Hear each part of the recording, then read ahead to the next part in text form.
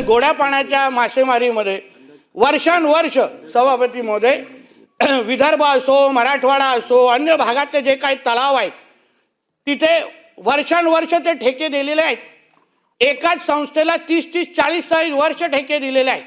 आणि ठेके दिल्यानंतर ते नेमकं त्या तलावामध्ये किती उत्पादन होतं, नेमक्या त्या तलावामध्ये जे उत्पादनाचं किती वाढ होतं याची कुठेही माहिती कोणी आपल्या खात्याला द्यायला बघत नाही. मग आम्ही एक निर्णय घेतला सभापती महोदय, हे जेवढे जे काही तलाव आहेत,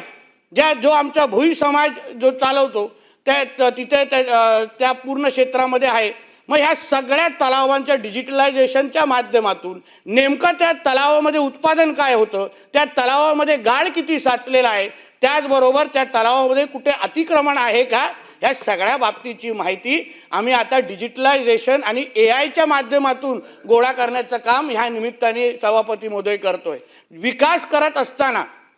मग AIच्या निमित्ताने आम्ही एकंदरीत ह्या क्षेत्रामध्ये उत्पादन कसं वाढू शकतो, डिजिटलायझेशनच्या माध्यमातून मच्छीमारांना खऱ्या अर्थाने सहकार्य आणि मार्गदर्शन कसं करू शकतो, कुठल्या भागामध्ये मासेमारी केली तर त्यांचं उत्पादन वाढेल, त्यांना जास्त मासे मिळतील, हे आम्ही AIच्या माध्यमातून आता मदत करण्यासाठी सुरू केलेली आहे. पण पहिला लक्ष आम्ही गोड्या पाण्याच्या मासेमारीच्या तलावांकडे लक्ष घालतोय. म्हणून मार्वल नावाची जी एजन्सी आहे त्यांच्याबरोबर गेल्याच आठवड्यामध्ये आमचं सामंजस्य करार झालं आणि त्या पद्धतीने आम्ही आमचं काम त्या निमित्ताने सुरू करतोय.